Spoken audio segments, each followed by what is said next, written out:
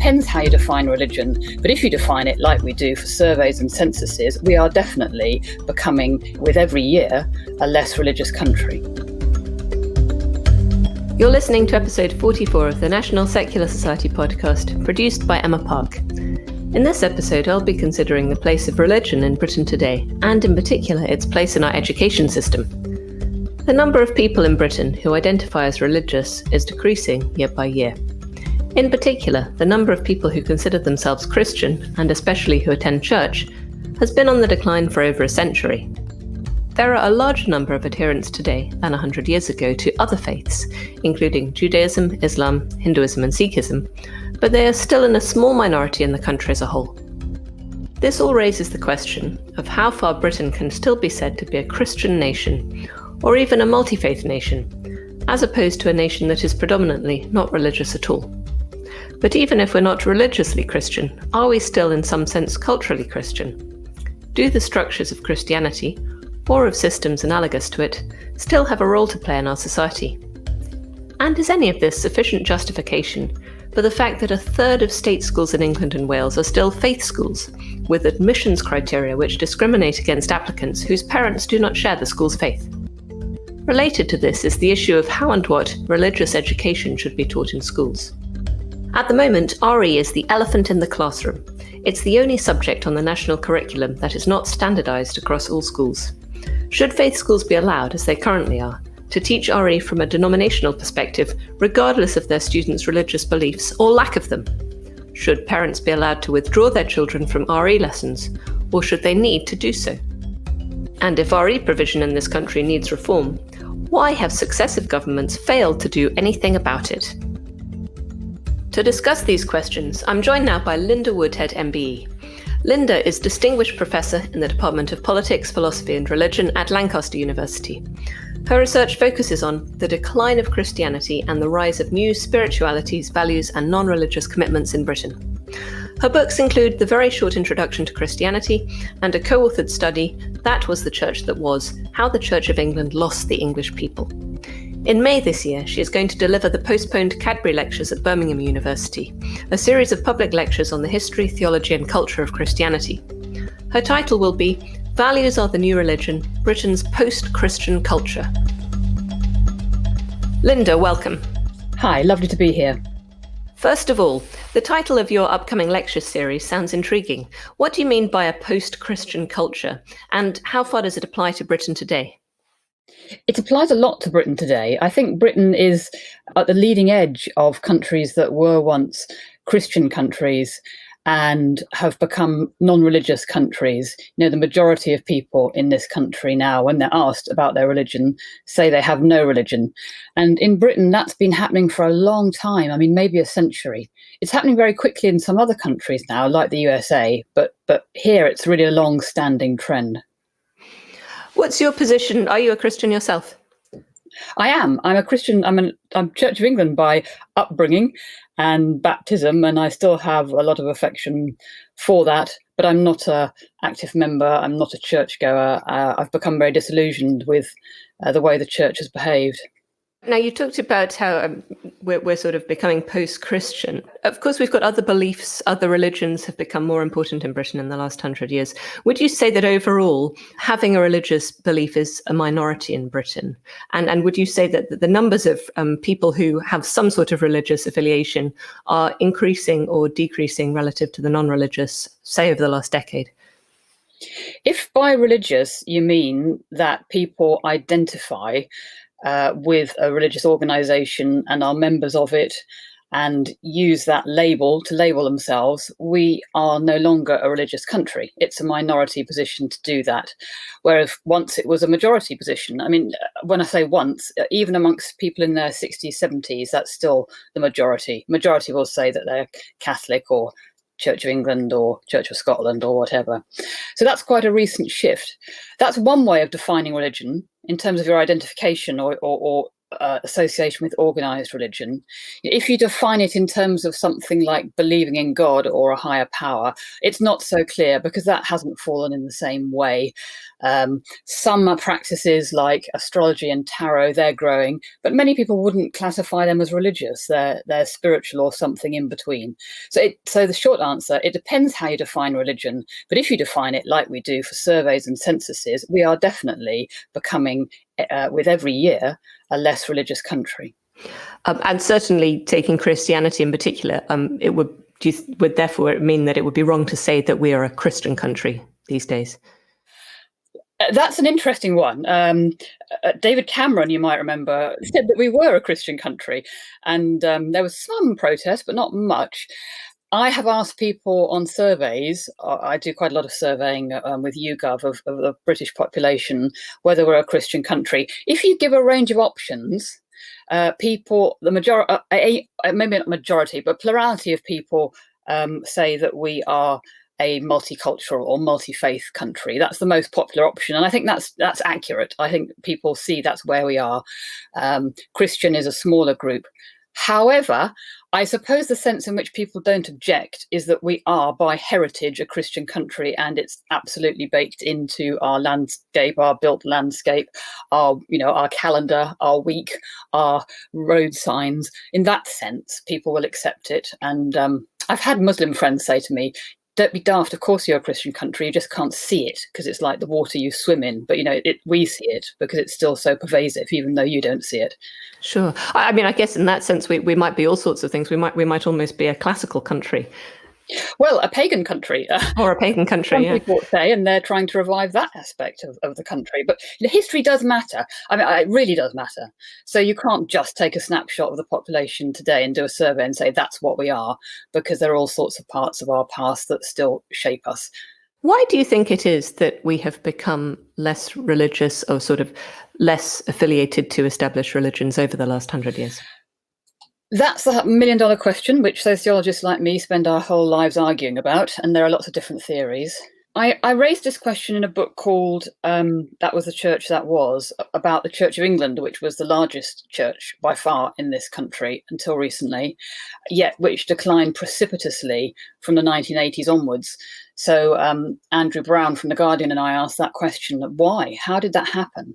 And our answer about the Church of England was that all churches were having to deal with huge changes that they found very difficult, like the movement of women into the labour force and into higher education on increasingly equal terms with men, like changing sexual morality, like changes in the family, and like multi-faith, as you say, other religions becoming much more prominent. The Church of England dealt with those problems about as badly as it possibly could. Its leadership really fought and resisted each of those changes.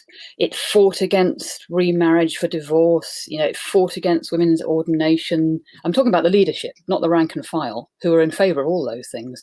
It's still fighting against same-sex marriage. So I think, whereas it had always, since the 16th century, it had always managed to keep in step, really, with society. It just fell apart, partly because the leadership became increasingly Christian conservative, and most Anglicans weren't. And so they lost their own congregations, but more importantly, they lost that sort of ambient Christianity where people just generally didn't go to church, but trusted the church and went for their important rituals. That all stopped. So that's a long answer in a concrete sense as to why one church collapsed.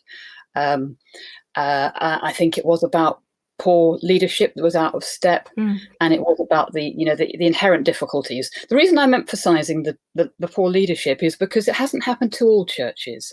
So if you look at the sister churches, very similar churches founded the same time, similar beliefs, like the churches in Scandinavia, they haven't all declined in the same way. The Church of Denmark still baptizes a majority of people, does the funerals of a large majority, and has much more buy-in from people than the Church of England.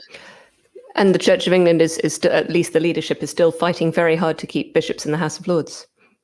It's fighting very hard to keep bishops in the House of Lords. It's fighting for establishment on the one hand, and yet on the other hand, it wants to be exempted from the law of the land, like equality law. So I think this is unsustainable. It can't have its cake and eat it. Do you think that people who are non-religious, if a majority of the population isn't affiliated to a specific religious system, do these non-religious people tend to look for an equivalent of a religious system or a so-called worldview to replace religion? Do you think they still need the equivalent, or many people still need the equivalent of religious rituals and doctrines to shape their lives? I think that's an absolutely spectacular question, and it's really the one that obsesses me and that I spend my whole life trying to think about. Because I'm trying to think about, what replaces the churches? What replaces the role that religion had? Is the answer nothing? People they don't need those things, and now that they don't go to church, they stop worrying about those things and get on with life? Or do other things take their place? I think it's the absolutely crucial question. And that's why I say history matters. If something's really embedded in us, I suspect we're going to find other ways of doing things.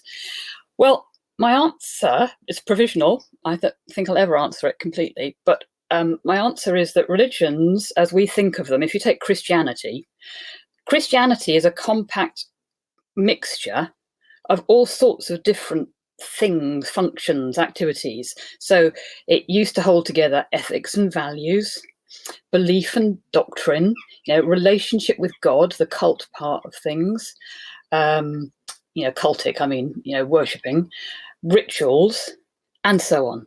And I think that those things now are coming apart, and there are different answers for each one. And some of them people still need and find new ways of doing, like ritual. Take funerals. Well, it's true that not everyone has a funeral now, but many people do still want ritual around the end of life. Most people do, but they're finding new ways to do it, including by secular providers or doing the rituals themselves. If you take values, I think they've floated free of religion, and people work through their own values, and we find new symbolic carriers of our values, like the National Health Service, for example, rather than Christianity. Oh, that's very interesting. You say the National Health Service in the current situation. In what respect has the National Health Service become a new carrier of values? I think we've seen that during the pandemic. It became a focus for national unity, both in England and Wales and in Scotland, starting off with that ritual clap for carers, which is classic collective ritual, reinforcing a shared ideal.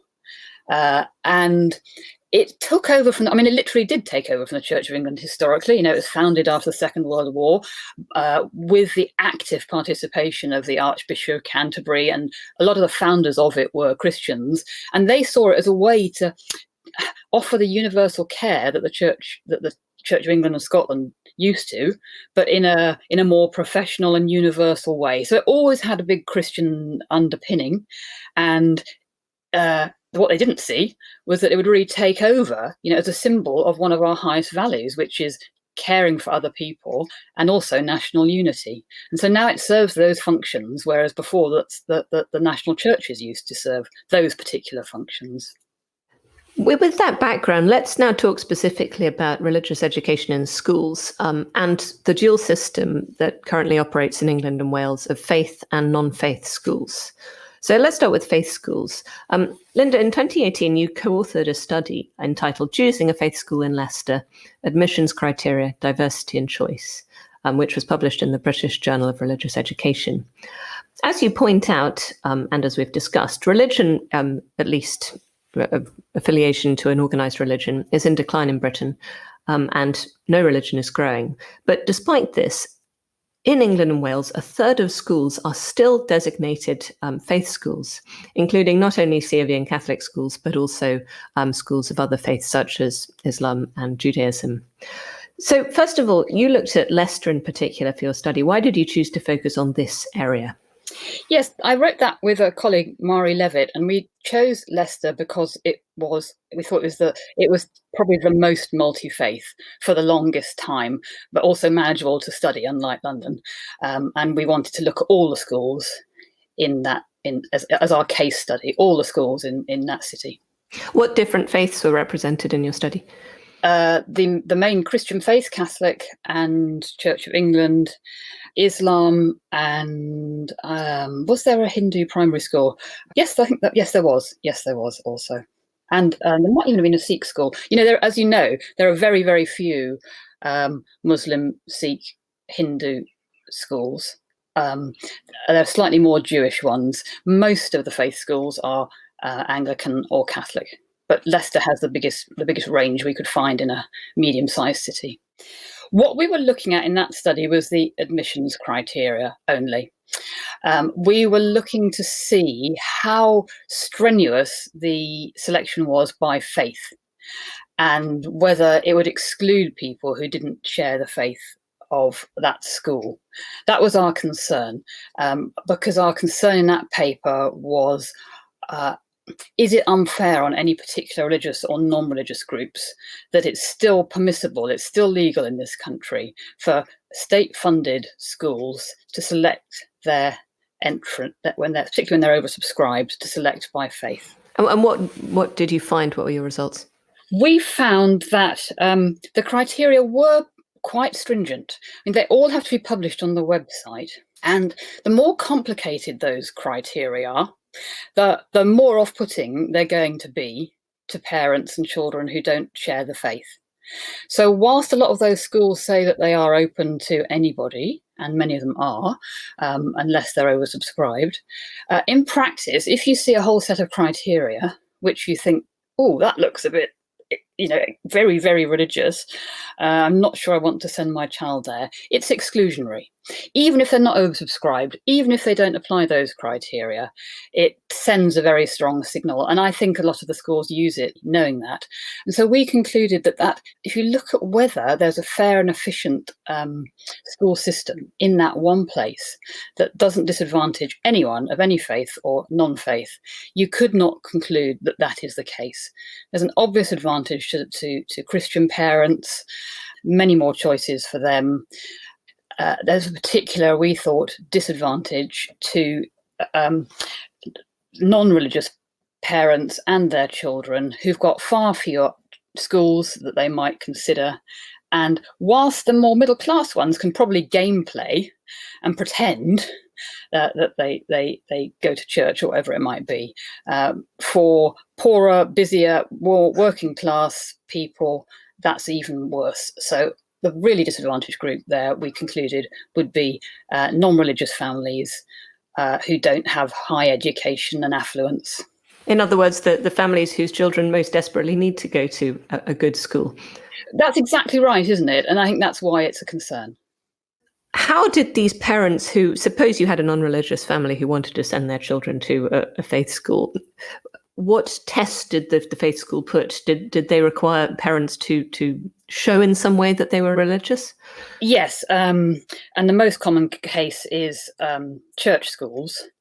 And the criteria are different depending on, this is part of the complication. It's just very, very complicated. Even for the Church of England and the Catholic Church, it's up to the individual schools.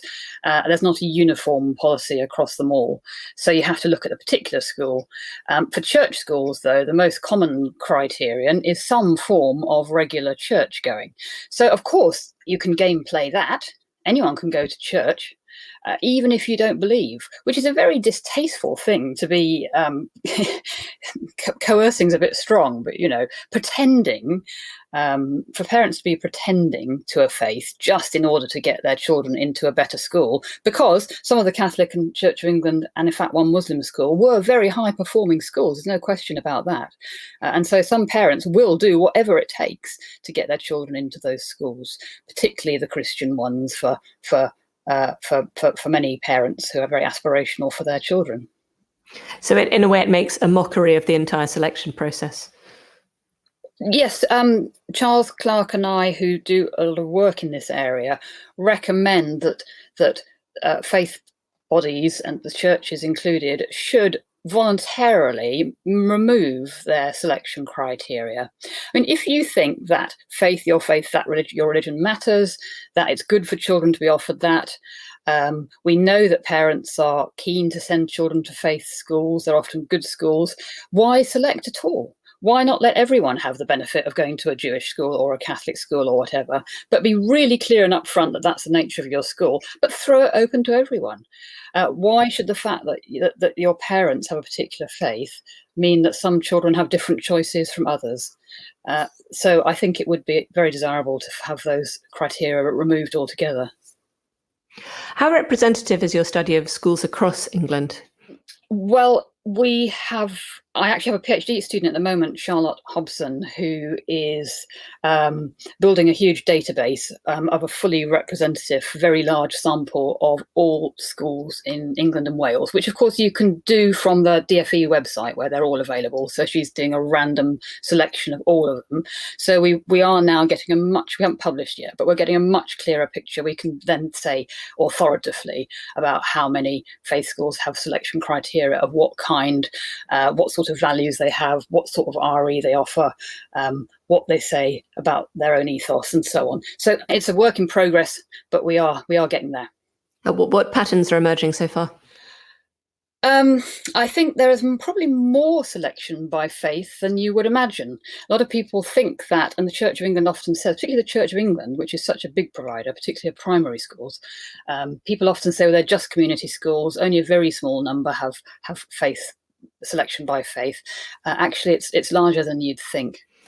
Have any faith schools following on your first study voluntarily removed their selection criteria by faith? We haven't gone back and checked in Leicester. We are working with one or two dioceses and with the Catholic Church. We're in regular contact with them, talking about this. Interestingly, the pandemic, because of the closure of places of worship, has led them all to have to make special measures because the criteria of church going can't apply. So they've all had to be thinking about their admissions criteria. And that's a real opportunity to think about whether you need them, and if you are going to have them, to at least make them uniform, so it's much simpler for parents and they don't need a PhD to try and work out what it is they need to do to get into that school. But it's a work in progress at the moment. It's a work in progress, yes. Overall, do you think that the continued existence of faith schools in England and Wales is in the best interests both of children and of society?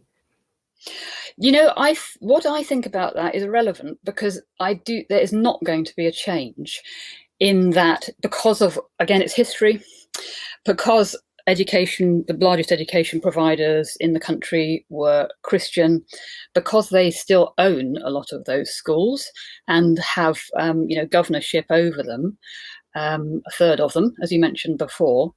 I mean, no government society cannot afford to build that number of schools and staff them and get them up to the level and the quality that those schools have been building for decades, centuries.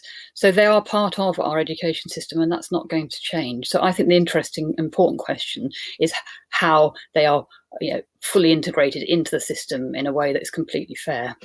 Would disestablishment help speed up the process a bit? You can convince me it would, but it's not that I'm against disestablishment, but I can't see that it would. And in some ways, you might argue that hugging the bishops closer gives politicians a better chance of influencing them in this area. But of course, you have Muslim or Jewish or Sikh or Hindu faith schools where, of religious communities who don't have any representatives in Parliament, but presumably similar issues apply to them. Yes, you're right. But the numbers are tiny, really tiny. So very few children are affected, point one. Point two, of course, there are many representatives of those, personally, they're members of those faiths in government at the very highest level, but they're not officially representing it. You're quite right, like the bishops are in the House of Lords. So one possibility, I think, if there is ever reform of the House of Lords, is that representatives of those faiths will be brought in.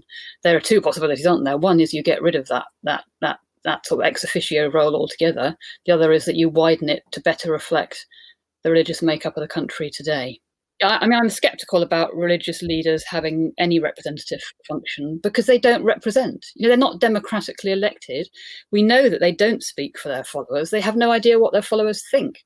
They don't poll them. They don't really want to know. I mentioned before how on issues like same-sex marriage, they completely misrepresented what their followers thought. So to treat them as representatives is folly. Yeah, absolutely. Quite apart from the fact that it's difficult to see how you could have a non-religious representative in the House of Lords. Exactly. So if Parliament is working well, it should be representative of the whole country, shouldn't it? Of all faiths and none, and that should be fine. I think that probably is where I'm going to end up on that position. Moving on to religious education within schools. First of all, Linda, from your perspective, what is the purpose of religious education, or what should the purpose of religious education be in schools? I think the purpose is just like any other subject. I don't see it as any different from any other subject. I would say that, wouldn't I? Because I've spent my life as a teaching religion at university level, and the study of religion is not treated any differently from the study of history or of English or of any other arts and humanities subject. Unfortunately, in schools, it's not like that. It's got a very anomalous status, as I'm sure you know.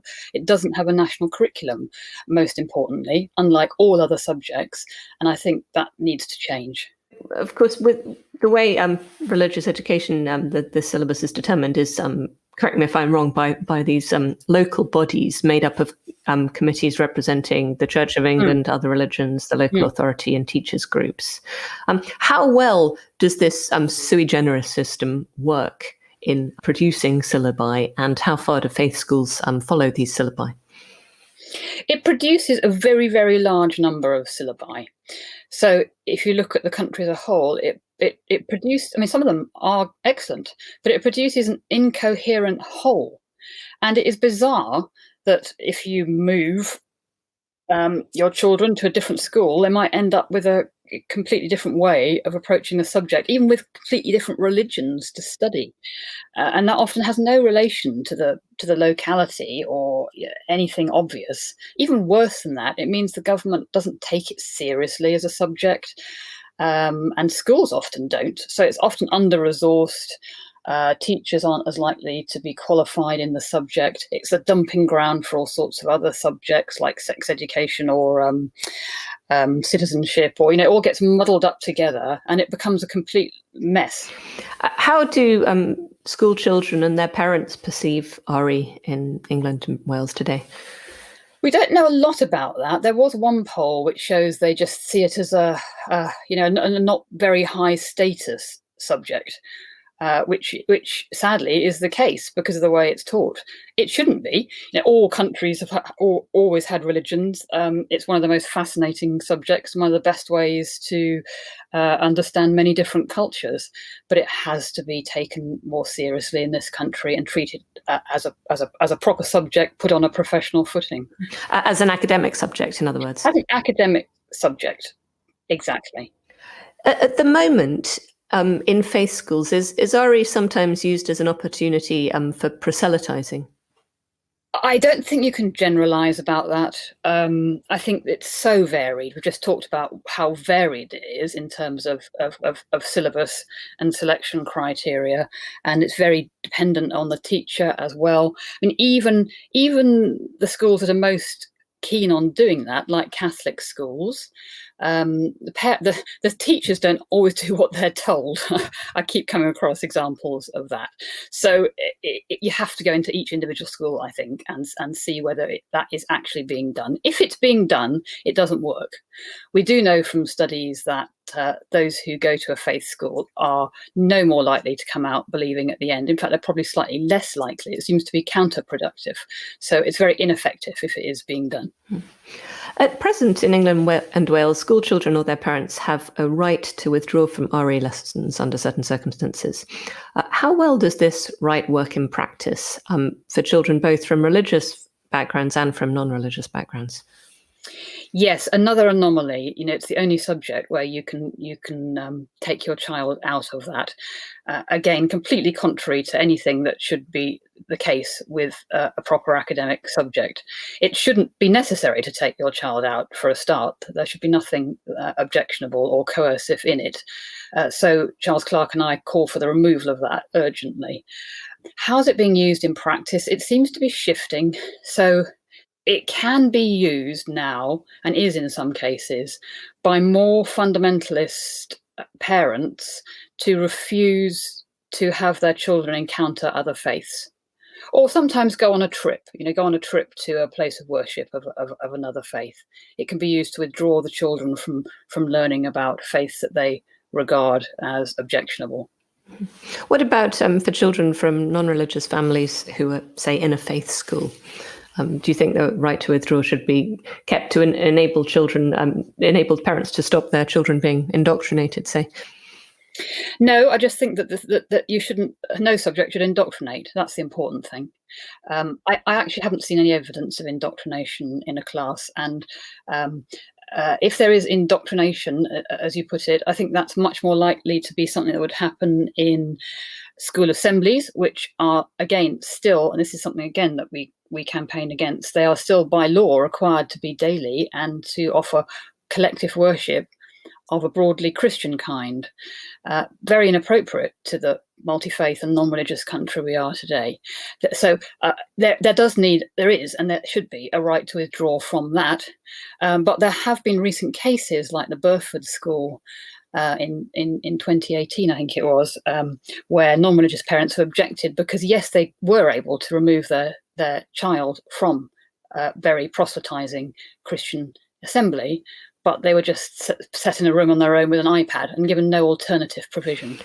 So, I mean, I think in general, would you say then that it's better for all schools, faith or non-faith, to have the same system, have a standardized RE syllabus, and to have no obligatory worship in their assemblies? We recommend it would be best to have a national syllabus, yes. Like other national syllabuses, that's light touch, it's guidance. It still allows a lot of freedom for teachers, quite rightly, as to how they teach it and which faiths they focus on and so on. With assemblies, I think that we've done some polling on this. There is no appetite to stop doing them on the part of teachers, and actually parents are quite positive about them, but to allow schools to conduct them according to their particular values and ethos. So, in other words, faith schools would have religious assemblies and non-faith schools might not? Absolutely.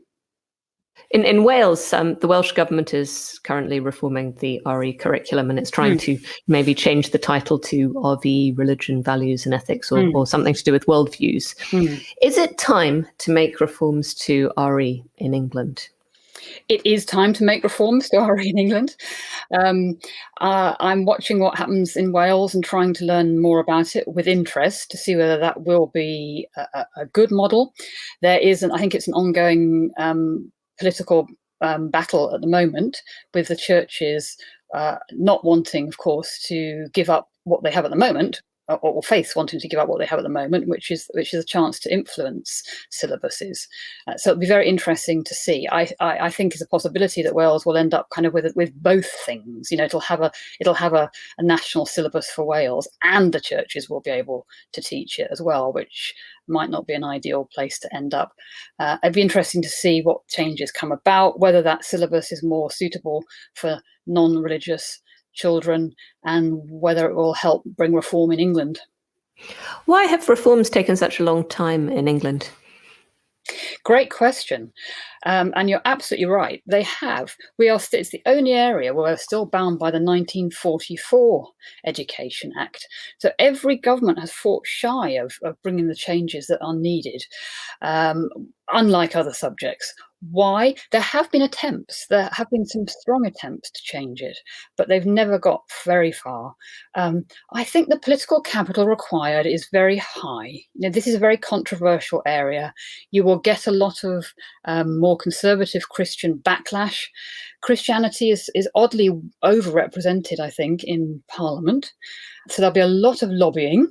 And do people in the country care enough about it for some government to put itself through these really bad headlines and controversy to get the change we need? I hope the answer will soon be yes. I hope there'll be a minister who sees how incredibly important this now is. Nobody disagrees that it needs reform, I don't think. The teachers' unions, endless public inquiries and commissions, anyone who's really thought about it and looked about it can see it's a mess and it needs reforming. We just need someone who's got the guts to really see this through. But final point, it would help a lot if the Church of England and the Roman Catholic Church would come on board and be supportive. I think if that were the case, a minister would be much, much more likely to enact reform in this area. And why should the CAV and the Catholic Church get on board with these reforms? Because good education about religion really matters. I don't see any reason why they should disagree with that statement. And similarly, the fact that at the moment, around probably more than a third of schools are breaking the law by not holding any kind of assembly because they know they can't do Christian worship. They should care about the fact that the law is being broken and many pupils are getting nothing. They should care about the country as a whole and not their own particular proselytizing, evangelizing needs. Professor Linda Woodhead, thank you very much.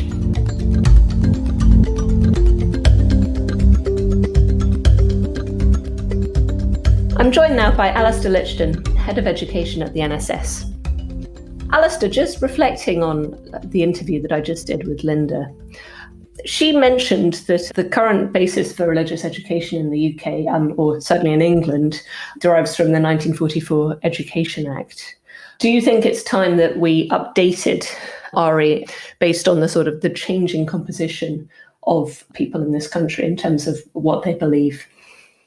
Yes, and I think Linda Woodhead's work on a new settlement, the suggestion that that the 1944 Education Act was a massive settlement and we need a new one for education, it is very interesting. I think Linda told this that very interesting. It was a narrative that came through what she was talking about of that we did have in 1944, although we should point out it was not held by everyone, but the sense of ourselves as a Christian nation, within which the structural arrangements for religious education in England and Wales kind of made sense, and then there was a transition to see ourselves more as a nation of multiple distinct faiths. And in that context, again, the structure for religious education in England and Wales, kind of worked and kind of made sense, but they just haven't kept up with that continuing evolution of our sense of ourselves as a nation towards this a nation that is majority non-religious, very religiously diverse, has a Christian heritage, but not necessarily a Christian future. And that belief is becoming more individualized and personalized. People don't identify with a very distinct belief label and follow leaders of that group. Yeah, in particular, she said, why should you have leaders of a faith in Parliament? Because they don't necessarily by any means speak for many of the adherents of that faith. Also, but why should you have leaders of a faith deciding how that faith is covered in religious education, when the lived experience of someone who is very active within a religious organization is very, very far divorced on many issues from the lived experiences of people who identify to varying degrees with that faith. Typical examples that Linda raised were just how out of touch the leaders of the Church of England are on many social issues. Supposing RE were made a properly academic subject, would that remove the NSS's objections, the NSS's requirement that there should be this right to withdraw? I think if RE was a genuinely academic, critical look at the full diversity of religion and belief, then it would be very difficult to justify the right to withdraw remaining. However, as it's not currently operating like that, I think we need to defend the right to withdraw, and we need to look at the reasons and the concerns parents have over withdrawing. And also a big reason that people withdraw from RE is because of just the very variable quality, rather than necessarily concerns over proselytization or prejudice against particular religion belief groups, although those both do exist. Linda said that the reforms in Wales might potentially provide a model for reform in England. At what stage are the Welsh reforms of the RE curriculum at, and do they look promising? So on the day this episode comes out, it should be the penultimate stage of the curriculum reform bill in Wales, working its way through the Senedd, and that will hopefully become law in the weeks after this episode comes out. So these reforms at a very advanced stage, and there's some really good positives there. All pupils in Wales should theoretically have the chance to have a genuine pluralistic RE option, although faith schools will still be able to teach their faith-based RE as default often. There are issues around it and areas where we feel the reforms don't go far enough. But it is very clear that the changes in Wales have taken account of some of the best practice and some of the suggestions that have been made and have unfortunately fallen on deaf ears for changes in England. So that could potentially offer a route forwards. Great. What is the NSS doing about RE reform in England? So all of our RE reform across the UK falls under our campaign called 21st Century RE for All. And we campaign to remove religious control of curriculum and to introduce across the four nations an approach to learning about religions and worldviews, which moves away from this advertising space mentality, that moves towards a truly pluralistic and critical look at religion and belief issues. We are agnostic whether or not the subject of RE should continue in the same way that it does, but definitely the structures for determining that curriculum need to be moved to be controlled by educational experts rather than having such an input from what has been termed producer communities, that effective religion and belief groups lobbying to have their version and their idea of RE. We need to develop a shared understanding about what the point of learning about different religions and worldviews is. And if we have that shared understanding, there's less room for people to put in their own particular agendas, whether that's promoting a positive view of religions, as unfortunately the evidence does show that a clear majority of RE teachers across the UK view it as their job to promote a positive view of religions. I recently wrote to the Education Minister in Northern Ireland about the Independent Education Review, and we'll be engaging in that for opportunities to change the RE curriculum in Northern Ireland, which is even more controlled by religious bodies than elsewhere in the UK. We've been active in curriculum reform in Scotland and in Wales, particularly over the last few years. But England is a bigger target. England has a bigger faith school sector other countries put together.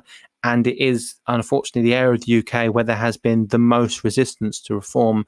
And that is largely just because of the level of entrenchment of religious influences in the education system. So we'll see how things go in Wales, but a lot of work still to be done on RE in England. Yeah. Alistair Lichton, thank you very much.